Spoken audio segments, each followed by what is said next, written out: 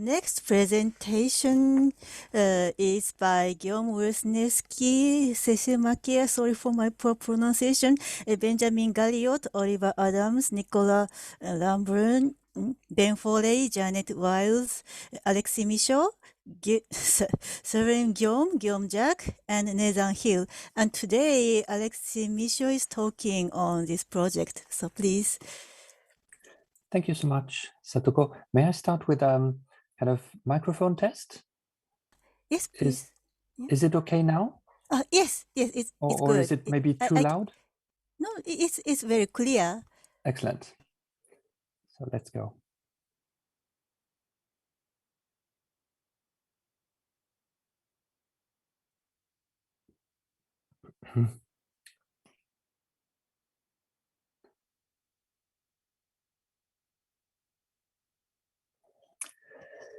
Here we go. So thank you so much for the introduction. This is teamwork on natural language processing for language documentation, including a progress report for Japhug and Na. So as you heard from Satoko, there's a big team of authors. I'll be presenting today, but you know, I can forward your questions, hopefully answer some of them. And so the whole team is really proud to be allowed to present results at this workshop. So the idea is that language documentation is a key aspect of work on languages of Southwest China, as you know, Nathaniel Sims already aptly emphasized. And linguists typically produce three treasures of the years, as Sun Tianxin especially likes to emphasize: texts, a dictionary, and a grammar. So now in the digital age, the three treasures can be hyperlinked to one another, as well as to the original media files, the audio and video. So the ultimate goal is to allow for seamless navigation between the grammars. Grammars means, you know, papers as well, you know, publications in linguistics, our research, on the one hand, and on the other hand, the texts, the language documentation proper, and the dictionaries. So it's a highly desirable goal and is now within technical reach, as demonstrated by recent work. But as we are all aware, the journey towards this ultimate goal remains a long and fairly lonely one. Although natural language processing has potential for helping out with time-consuming tasks of corpus transcription and corpus annotation, speech recognition technology has not yet been widely harnessed to aid linguists. So we'll report on work conducted on Japhug and Na, using state-of-the-art computational tools to produce transcriptions and enrich the annotation of datasets. So this is collaboration between computer scientists and linguists. And so who are we? So the Pangloss collection was already mentioned today. It's an open archive. So some people said we are a data clinic. Data clinic means that data comes in a not so good state and then is gradually fixed, improved, put together, and ends up in better health. We prefer to talk about it as a data garden. So the data are like seeds or plants, and they grow in the archive. And the archive itself favors the growth of joint projects between linguists and computer scientists. So I'll be mentioning the ELPIS project. Elpidos is hope in Greek, and it's the name that was chosen for a project to allow language workers to automatically transcribe audio through a user-friendly interface. And that's an initiative of the Australian Research Council Centre of Excellence for the Dynamics of Language. So the first author, Guillaume Wisniewski, is an assistant professor in natural language processing over here at Paris University. And Cécile Macaire, who did the bulk of the tests actually reported here, is a master's student in natural language processing. And she did 2 internships at Lascito last year and this year. So, the slideshow preparation was partly her own. So the aim of the set is to set out how automatic speech recognition can be helpful for the documentation of low-resource languages. Those are difficult terms, you know, how do we refer to the languages we work on? They're not special languages, they're just interesting languages, like all languages. But from a computational point of view, they're called low resource because they don't usually have, you know, a big Wikipedia, large, you know, corpora that are online with bilingual data, etc. So everything is relative, you know, compared to English, you know, most languages are, you know, less resourced, or Mandarin. But, you know, basically I'll be referring to fieldwork settings. When we go in, there's either no published documentation or small amounts, you know, 1 hour is good, 4 hours is a lot. That's the kind of the order of magnitude of data that we're working with. And an important point is to explain how to connect to these technologies. So an important question is, what are currently the conditions for a fieldwork corpus to constitute a sufficient basis for creating an automatic transcription tool? So when should we do everything by hand, as we know how to do, and we can do properly? And when can we begin to link up with help that can be provided by automatic transcription tool? And of course, these conditions vary because the technology evolves a lot. So here, what are currently the conditions? Well, there's emphasis on currently. And that's, yes, the next point, you know, how the state of the art in automatic speech recognition tools evolves. That's an important thing that I think we need to imbibe as part of our general culture as linguists, to understand a little more about, you know, computer science, so as to interact meaningfully with people whose job it is to, you know, design and run the tools and think about the next generations. And so that's what it all boils down to.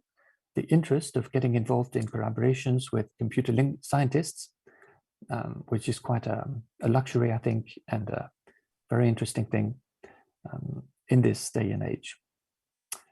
So here's the outline with an introduction, of course.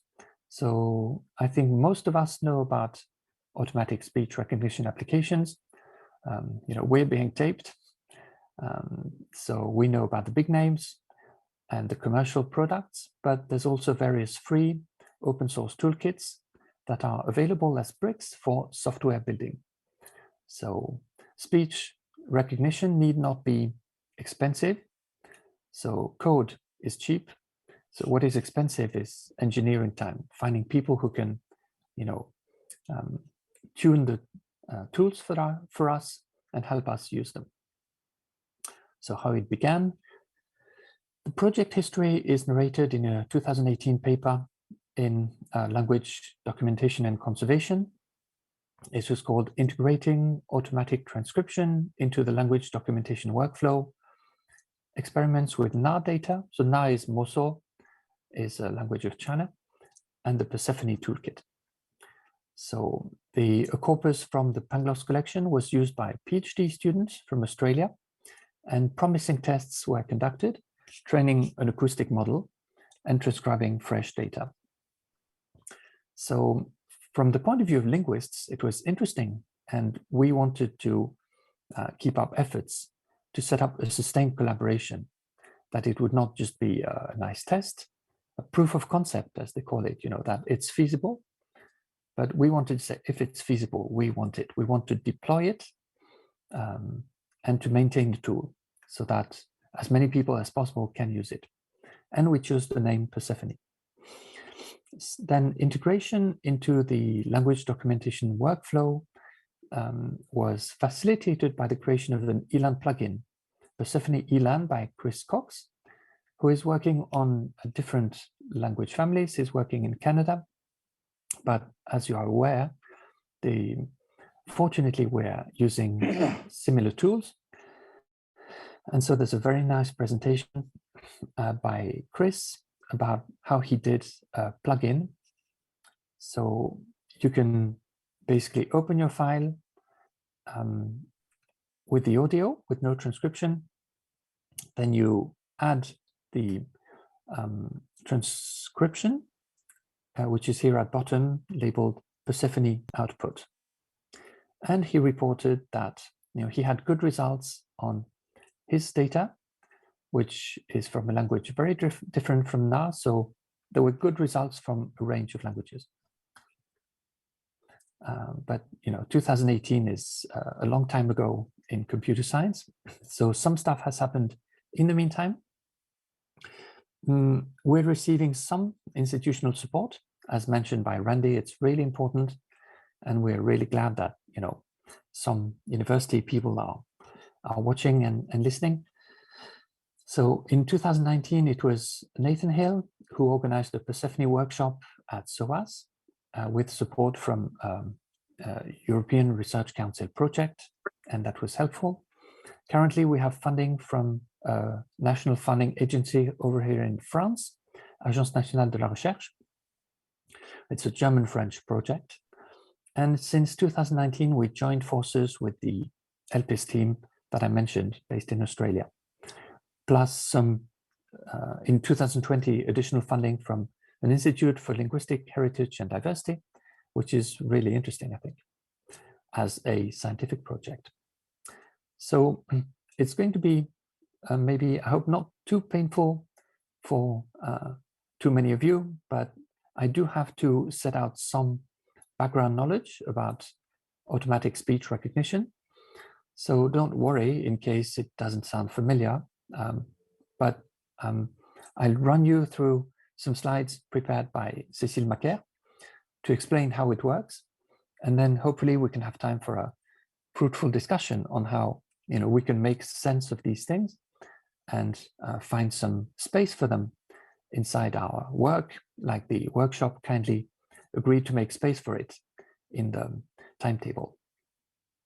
So the brief history is that in the 70s, there were rule-based approaches which split the speech signal, so the audio, into fixed-sized slices, about 10 milliseconds, 1/100th of a second, and they tried to identify the phonemes and from them the words and the sentences.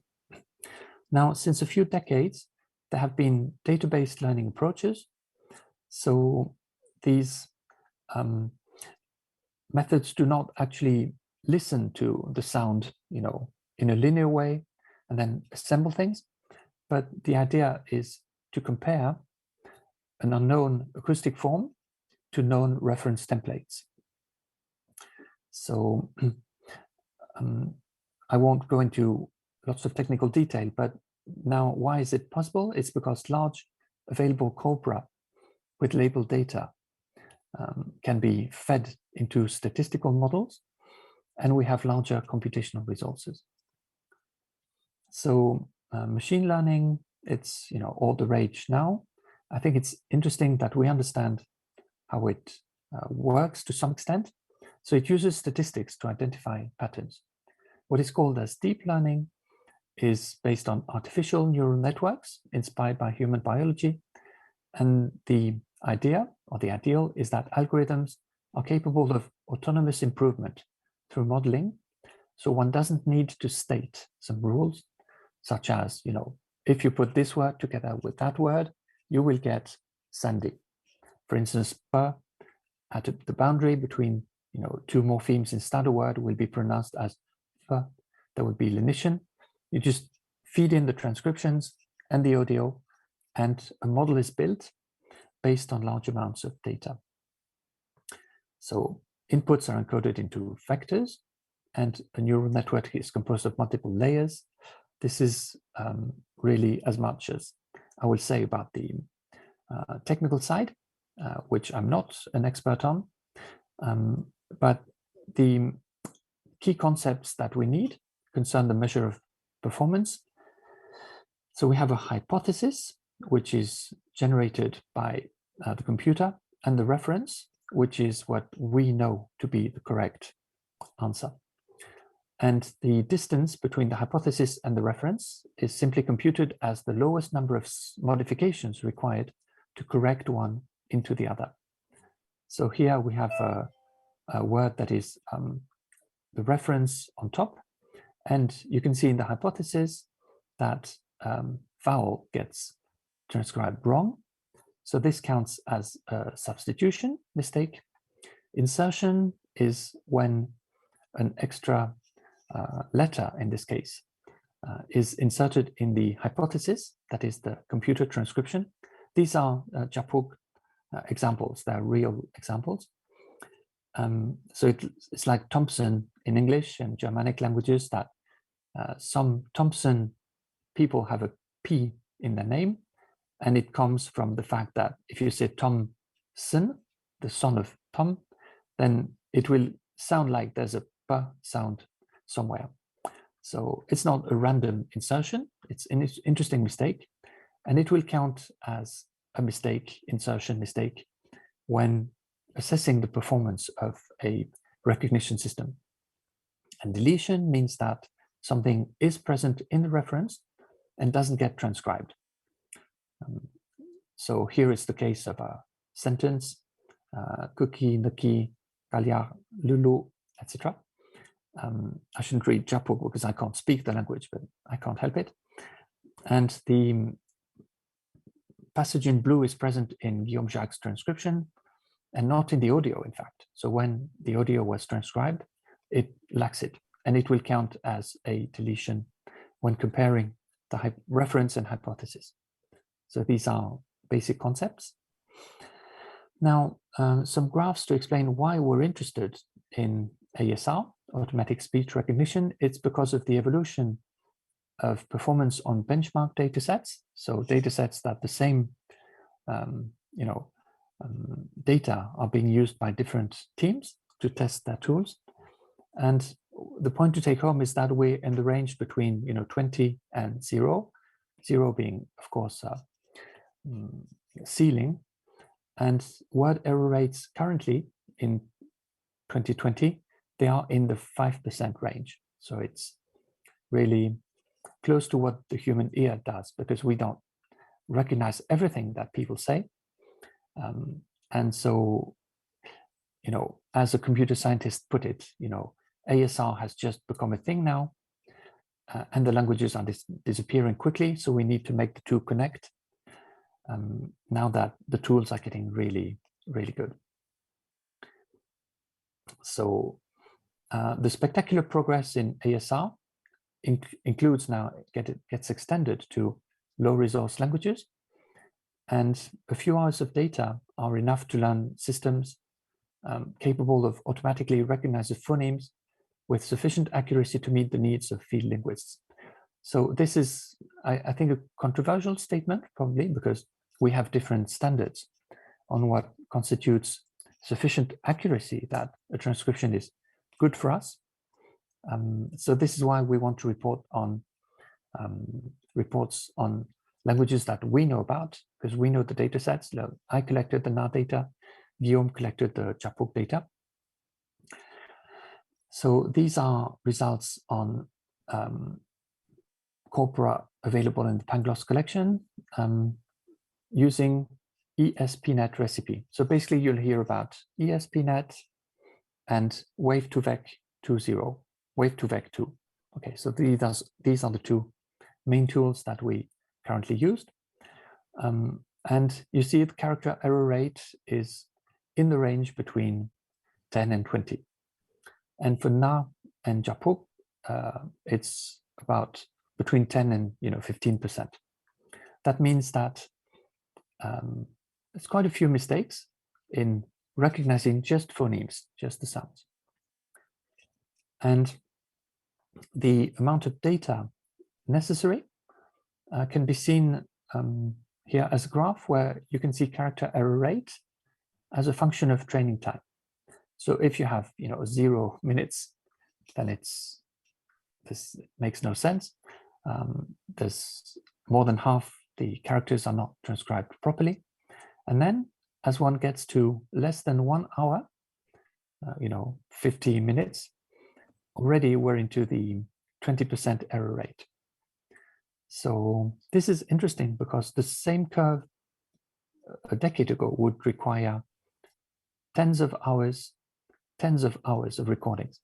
And we couldn't provide them from fieldwork corpora, but now we can, because if we are going to study a language, seriously in the field, and we have recorded several hours, I think we can transcribe fully 1 hour of narratives, for instance, with complete transcriptions and the usual annotation.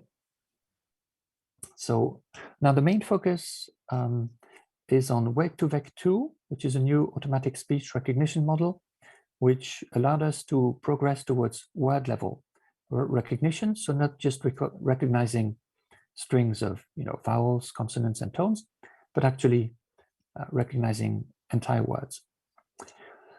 So the code is released by Facebook. So know thy enemy. It's a strange company, but they do hire basically the best talents in computer science, and they release the code for free for part of their. They don't give their data, so they take our data, but our data, I mean data of the general population that people generally willingly submit, not being completely aware of what they're doing probably, but anyway, and they release interesting computer code. And it's available in a library by Hugging Face, which is another important pointer if you're going to look into recent developments in LLP. It's a very interesting group that makes natural language processing tools available. So why this choice? It's because competitive results are obtained compared to the most advanced ASR systems. What they do is they have a pre-training step and then fine-tuning on labeled speech data. So it can be seen as the notion that they would train a model, a statistical model, on pretty much all the data they have around for various languages. So English, of course, Mandarin, Cantonese, big national languages, and then fine-tune them on our labeled data. And it has to be labeled data that we already know, how to transcribe the language, how many phonemes it has, etc.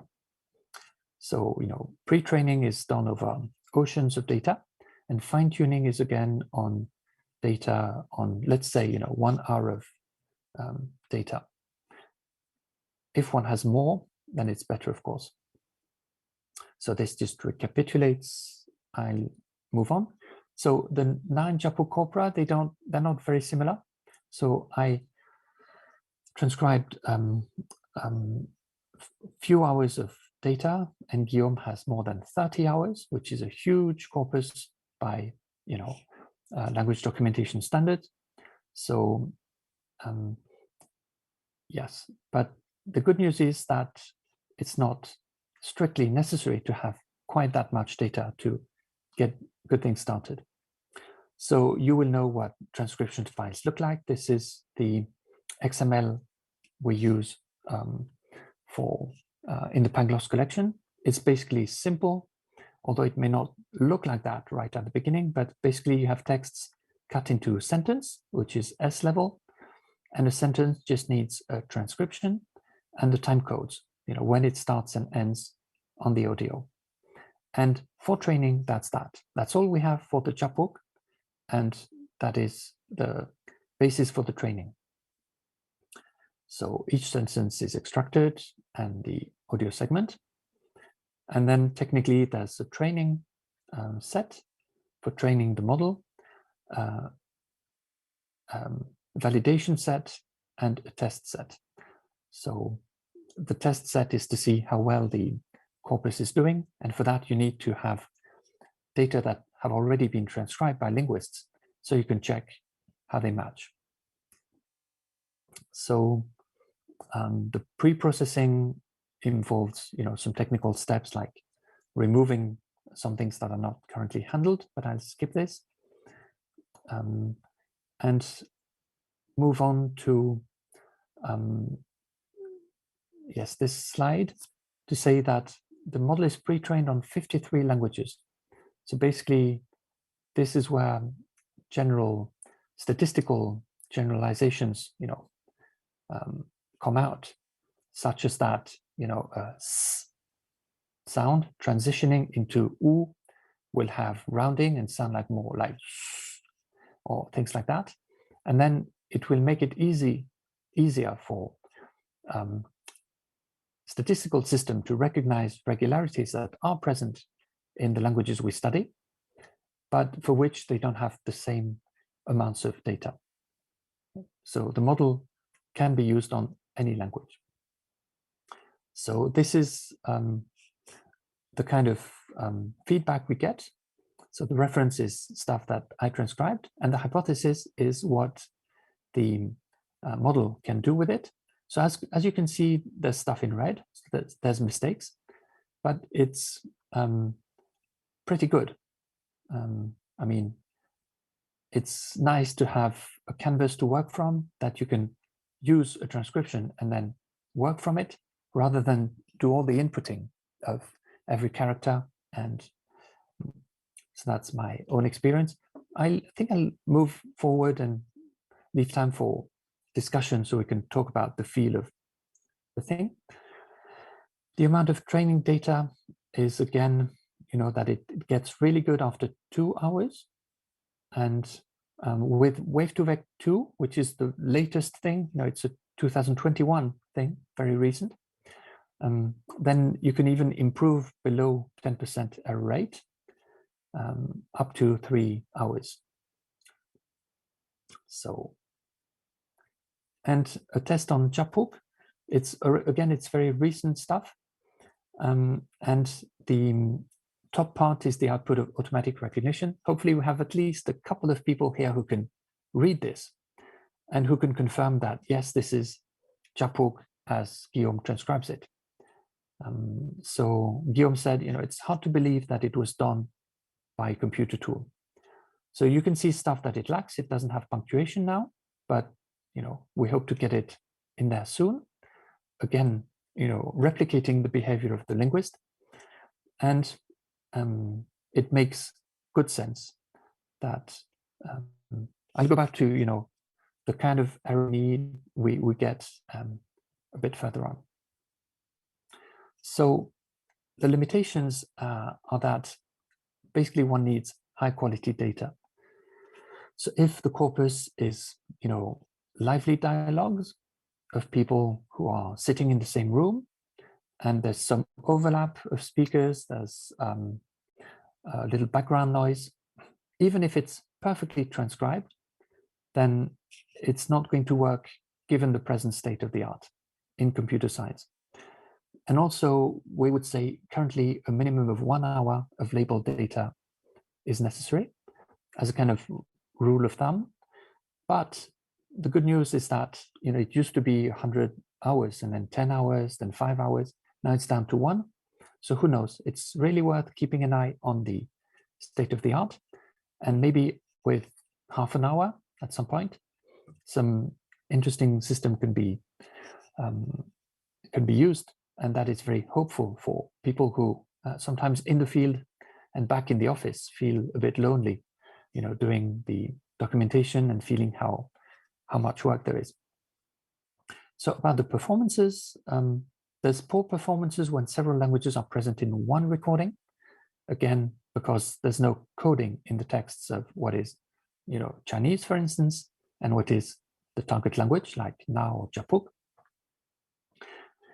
So if the speaker switches to a passage in another language, it can make trouble. It doesn't mean one should change the data, of course.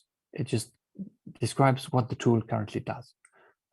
But the team is going to try to work on improving this, multilingualism aspect, because everybody faces the same situation worldwide, that people who speak minority languages also speak increasingly a majority language or more. And there's poor performances on the recording with the speaker not present in the training corpus. So basically it's single speaker, that if there is one speaker that you work with routinely, then it makes sense to have a tool for that speaker, and carry over, transfer learning from one speaker to another is not something that the tools that we tested currently do very well. So theoretically, they can do that beautifully, but they still need more data. So currently, the bootstrapping, in order to start the process, one needs a single speaker corpus. And since there is poor results when transferring to another speaker of the same language, same dialect, same place, predictably, you won't be surprised to hear that there's poor result of across the board carryover to a neighboring language. So we did it within Gerongik. So hi to Zhang Chuya, who is present, who contributed data. And since it's Gerongik, okay, but it's not Japhug. And if you apply Japhug model to it, then you get similar result to what you get using telephone if you state that the language is English and you speak German into it, that it's not going to make any good sense. So now to a conclusion. I think the one-line summary would be the usefulness of getting involved in collaborations with computer scientists, because there is some interest at their end also. And so it's not just like an intimidating and complicated field that we can never go into because we're not computer scientists. It's a field where one can meet colleagues who share the same interest we have in language documentation, kind of long-term interest. And so the field, I'm almost done. The field is evolving rapidly. And now there's good systems. Again, as I said, code is cheap, but engineering time is expensive. So there's opportunities for linguists who want to sustain midterm collaborations with computer scientists. And so I think, yeah, for us as linguists, the existence of those tools is an encouragement to continue along the long and bumpy road of language documentation towards automation of tasks such as transcription, glossing, and translation, when the amount of manually annotated data becomes sufficient. So thanks very much. Thank you, Alexis, for the very informative speech. And we have 7 minutes for discussion. So Ian, please go ahead. Hello.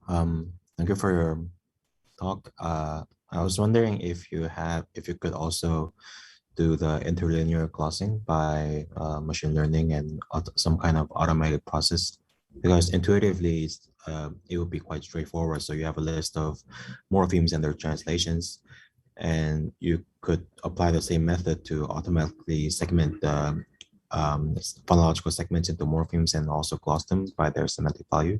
Would that be also possible? Yes. I love this question because it shows an awareness of the potential of NLP, natural language processing. So yes, my colleagues, there's people at Carnegie Mellon, like Graham Novick, who will say they're very good at doing this, and that's true. And so it is feasible.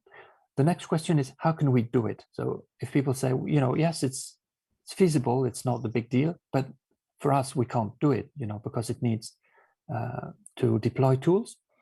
And so that's where the pinch comes currently, that we would need to have colleagues at hand, I would say, working with us, who can choose among the existing tools, because existing tools are there, they're around, and then they can do the tests, and then they don't work, and then one fixes stuff and it works, but we can't do, the fixing and tuning because it's expert work, engineering work.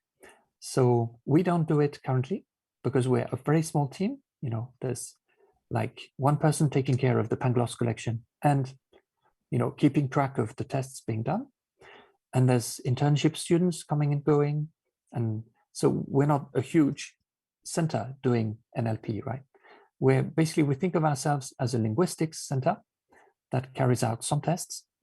And if, we can team up to do glossing, we want to do that at some point, but we don't have manpower now to get it started. And it would be really interesting to do it as a team, or as an informal group, saying, we'll ask Graham Norbig because we're in touch with him and he's good at that. And how do we move ahead? But yes, that is feasible and that is the thing to do, I think. Okay, Karen Parker. Yeah, hey, so thank you. This was great. I can't wait to get my hands on it. I had two really quick questions. The first was that you said that it had trouble if you have a speaker who wasn't otherwise in your corpus. I'm wondering how much of this is based on things like male versus female speakers, if you have two speakers that have similar timbre or things like this. Could you quantify sort of the trouble that it runs into?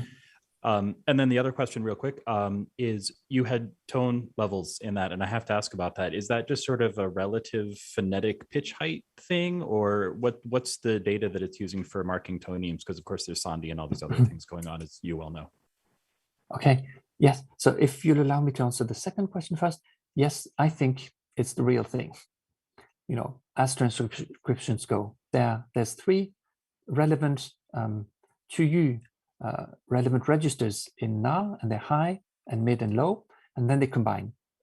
Basically that you get rising contours at some point.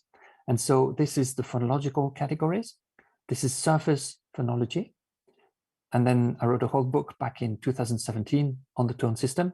And I'm happy that, the test I was given, Oliver Adams, he said, I'm going to do a system for your language for my test, but it's not going to have tone. I said, well, go ahead, but it's too bad because my book is about tone in Yongni Na, and it's an important part. And then he said, oh, I fixed something and it's working now, and all the tones came out. That's the kind of progress one gets in NLP, that you need to wait patiently and not say, these people don't do tone, so I don't work with them, but think that they have their own rhythm and they can spring fast sometimes. And the other question about quantifying the loss from speaker to speaker, we would need to have a whole population, that we have somebody who is very much like our speaker, except in a couple of respects, but we don't usually have that for, and it's a problem for NLP people because they want exactly what you want. They want very fine, computational feedback on what's happening, and you can only have that with very controlled experiments. So one thing we're doing is we're packaging fieldwork data, the real thing again, that people can download them in one click in a format that they're accustomed to, that they just get audio and transcriptions in XML, and then they're happy, they can do stuff with it. But if you point them to an archive and they need to scrape files one by one and they it's not clear to them what's what, then they're not going to join. So we really want to have people relate to our data in ways that they can understand that, yes, we can answer the questions and put them in those terms, even though it's going to take a bit of effort at our end and a bit of effort at their end, because we don't have exactly the same kind of, like a reference. If we make mistakes in our transcriptions, then they get bad grades for their tools and they're miserable. But it can be because we edited the translations. And then we should say, wait, we can have faithful audio transcriptions, and then we can have texts that are groomed and coomed up because the speakers say, I made a mistake, please correct it. And we don't want, so we need to adjust those things, and we're doing that.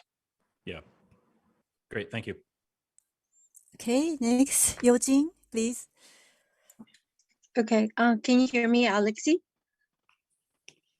I hear you. Great. Yeah, it was actually wonderful listening to you talking about this project. I've been wondering about a lot of things related to it, like you spoke of the need of the linguists, and I would say that when I'm transcribing my data, I want two levels of transcription. One is the very surface phonetic transcription, on which I can actually mark off all the prosodic cues and prosodic signals on that.